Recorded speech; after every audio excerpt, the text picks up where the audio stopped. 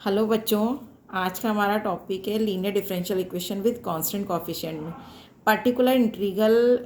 इससे प्रीवियस वाले वीडियो में हमने देखा था जब q is equal to e raise to the power A x था तो पर्टिकुलर इंटीग्रल क्या होगा।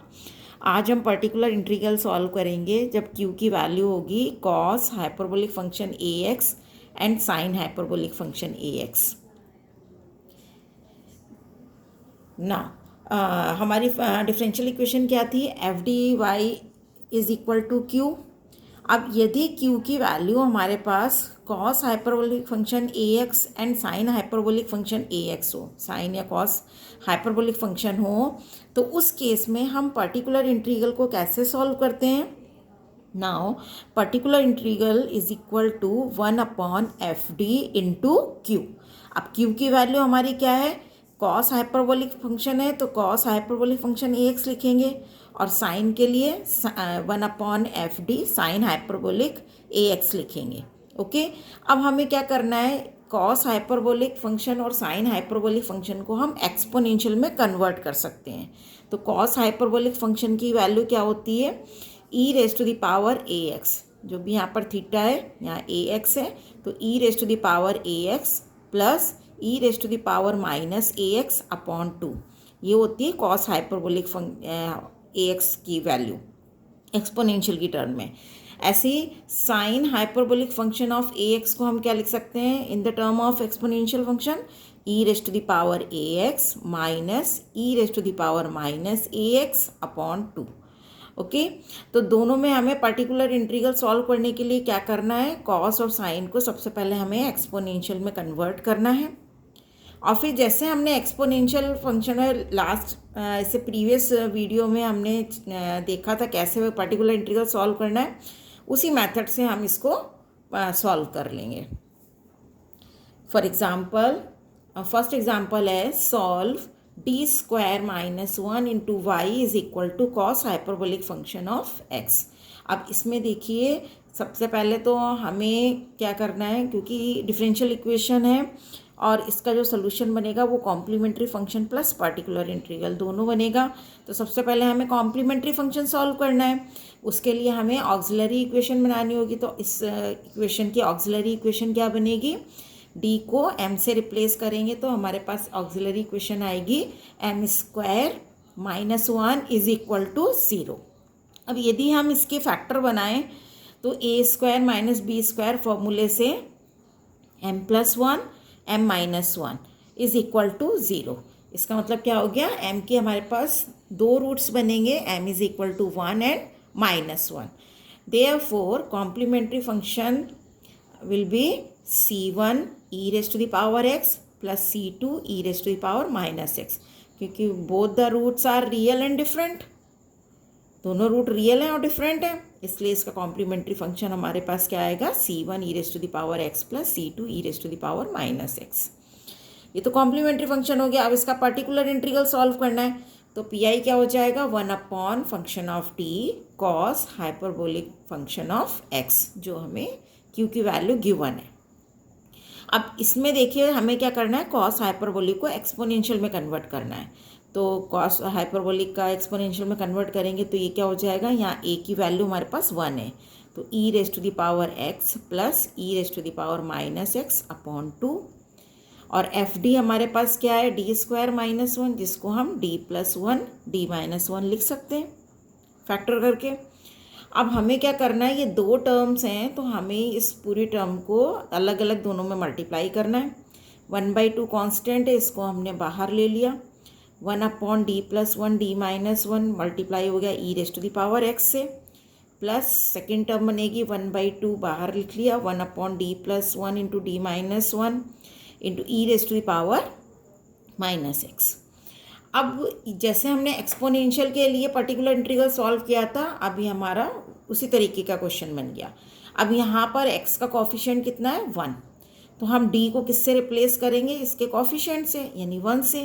तो 1 से यदि हम रिप्लेस करेंगे तो ये तो 1 प्लस 1 2 हो जाएगा, लेकिन इस वाले फैक्टर में यदि हम d की वैल्यू 1 रखते हैं तो ये फैक्टर हमारा क्या हो जाएगा, 0 हो जाएगा।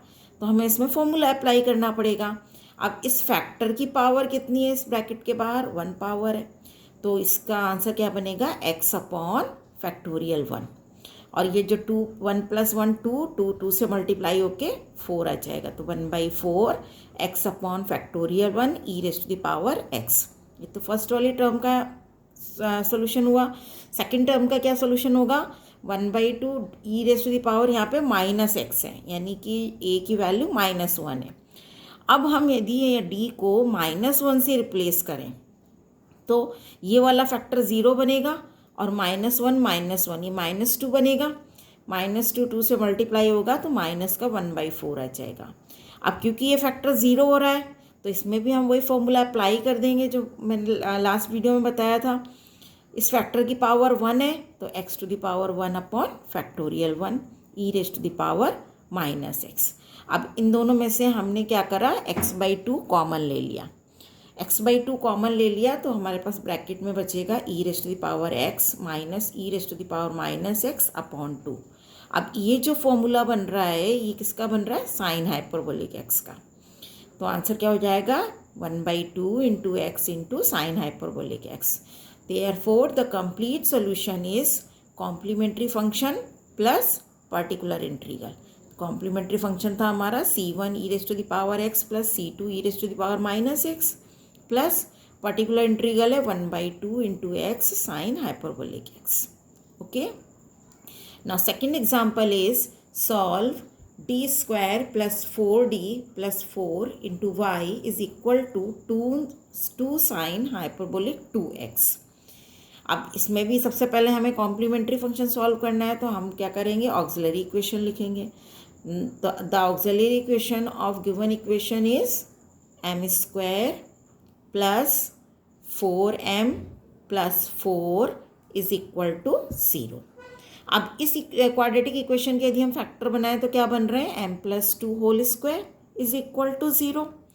m + 2 whole square that means कि m के रूट्स क्या हो गए, -2 दोनों रियल रूट हैं लेकिन दोनों रूट्स इक्वल हैं। अब जब इक्वल होते हैं रूट तो उस केस में हम कॉम्प्लीमेंट्री फंक्शन कैसे लिखते हैं, c1 + c2 × x ब्रैकेट में e⁻−2x ये हो जाएगा। अब पर्टिकुलर इंटीग्रल हम सॉल्व करेंगे तो पर्टिकुलर इंटीग्रल इसका बनेगा 1/fd × q क्या है हमारे पास, 2 साइन हाइपरबोलिक 2x। तो हमने लिख दिया 2 साइन हाइपरबोलिक 2x। ये 2 कांस्टेंट है इसलिए इसको हमने बाहर लिख लिया। 1/d + 2 होल स्क्वायर fd की वैल्यू हो गई। और साइन हाइपरबोलिक 2x को हम एक्सपोनेंशियल की टर्म में क्या लिख सकते हैं, e⁻2x क्योंकि यहाँ थीटा हमारा 2x है, माइनस e⁻−2x अपॉन 2। ओके, अब हमें क्या करना है, इसको मल्टीप्लाई करना है एक बार e⁻2x अपॉन 2 से और सेकेंड टाइम में e⁻−2x अपॉन 2 से। तो हमारी टर्म क्या आएगी, 1/d + 2 whole square e⁻2x, numerator में 2 और डिनोमिनेटर में 2 कैंसिल हो जाएंगे। Similarly -1/d + 2 whole square e⁻−2x। अब जैसे हमने एक्सपोनेंशियल फंक्शन के लिए पर्टिकुलर इंटीग्रल सॉल्व किया था उसी तरीके से यहाँ सॉल्व करना है।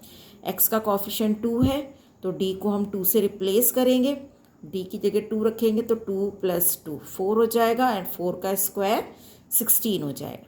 तो 1/16 e⁻2x माइनस, सिमिलरली इसमें हमें क्या करना है, x का कॉफिशिएंट -2 है तो d को हम -2 से रिप्लेस करेंगे। यहाँ -2 यदि हम रखेंगे तो -2 + 2 0 हो जाएगा। तो इस केस में हमें फॉर्मूला लगाना पड़ेगा। तो फॉर्मूला क्या हो जाएगा, क्योंकि इस फैक्टर की पावर 2 है तो हम लिखेंगे x² upon factorial 2 e⁻−2x। Therefore, the complete solution is complementary function plus particular integral. So y = c1 + c2x into e⁻−2x plus 1/16 e⁻2x minus x²/2 e⁻−2x। Thank you बच्चों। यदि आपको कोई डाउट हो किसी भी क्वेश्चन में तो आप उसको कमेंट में लिख सकते हैं, मैं आपको रिप्लाई कर दूँगी।